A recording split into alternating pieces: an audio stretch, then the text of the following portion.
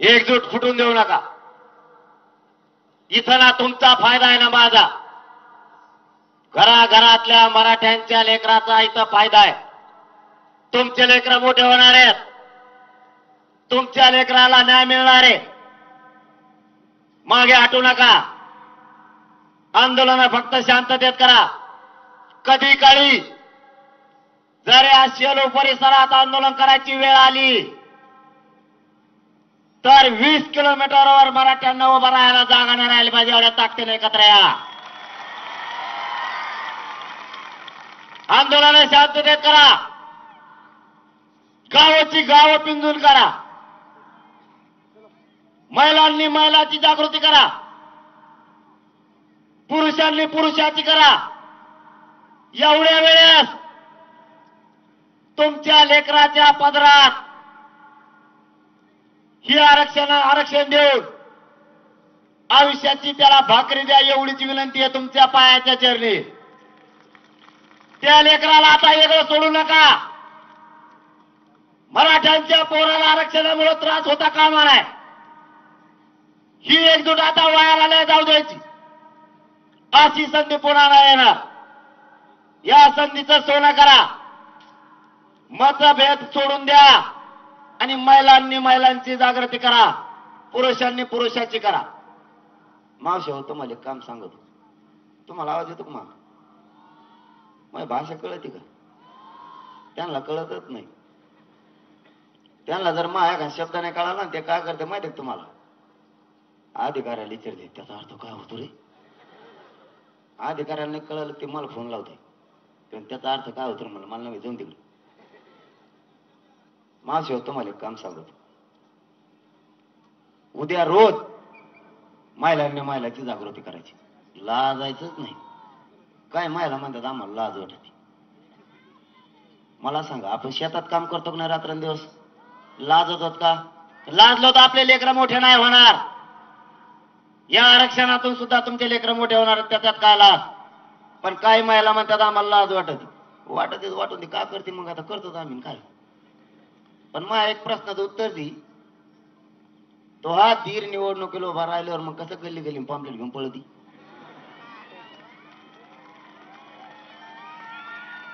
पतंग हाण्यो नारळ बराबर हान बाया कबशी सरशीन बर का. मग कसं सांग ती. मग तो हा धीर मोठा होतो. तो कोणत्या तरी साहेबाचा असतो. तो साहेब मोठा होतो. तुमचे उस तोडायला पाठायचे का? आपल्या लेकरांना न्याय कोण देणार? आपली लढाई आपल्याला आता लढावी लागणार आहे आणि ती जिंकायची सुद्धा आपल्याला. 75 वर्षात जे पक्ष झाले त्या पक्षातले सगळे नेते मोठं करण्याचं काम माझ्या बापदाद्या मराठ्यांनी आयुष्यभर केलं. आयुष्यभर यांचे पॉम्पलेट चिटकिले. आपल्या आजोबा पंजोबाला वाटायचं कधी काळी जर गरज पडली तर हा माझ्या मुलाच्या मदतीला येईल म्हणून मराठ्यांनी त्याला आपलं म्हणून मोठं केलं. आज मराठ्यांच्या पोराला मदतीची गरज आहे. एकही नेता मराठ्यांच्या लेकराच्या बाजूला उभा राहायला तयार नाही. मग आपल्या पाठीशी कोण? आपल्या लेकरांना कोण पाठबळ देणार? यांचे लेकर आपण मोठे केले. आपल्यासाठी कोणी नाही. सावध व्हा. मराठ्यांनी मागं वळून बघितलं पाठीशी कोणीच नाही.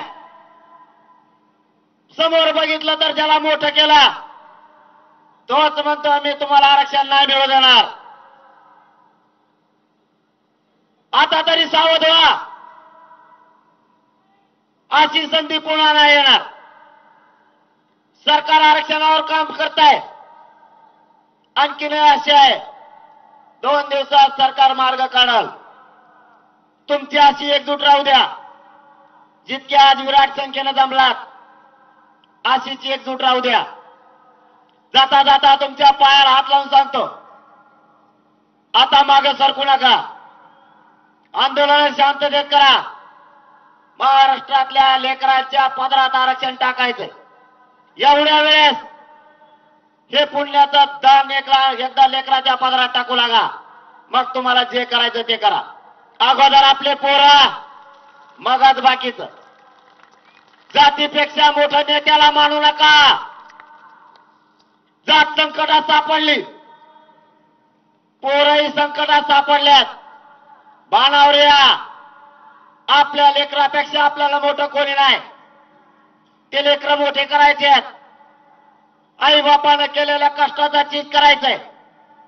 आई बापाच्या डोक्यावर कर्जाचा डोंगर झालाय या शिक्षणामुळे. त्यामुळे लेकरं मोठं होणं गरजेचं आहे. तुमच्याच बळावर मी तिथं माझी जीवाची बाजी लावून बसतोय. मला तुमची मायबापावर साथीची गरज आहे. तुमचं पाठबळ मला पाहिजे. तुमच्या आशीर्वादाची मला गरज आहे. तुम्ही माझ्या खांद्याला खांदा लावून लढायला पाहिजे. मी मरायला भेट नाही. सरकारनं मला शत्रू मानायला सुरुवात केलंय. मी त्यांना भेट नाही. मी काय चूक केली? मी माझ्या गोरगरीब मराठ्यांच्या पोरांचे प्रश्न मांडले. तुम्ही मला शत्रू मानत असाल, मी तुम्हाला भेट बी नाही, मोदीत सुद्धा नाही. माझी काय चूक? मी गोरगरीब मराठ्यांच्या पोरांच्या वेदना मांडल्या. हक्काचं आरक्षण मागितलं. 1% पोरं हुकले तर घरी रडत यायला लागले. आमच्या पोरांना केंद्रीय कॉलेज मिळत नाहीत.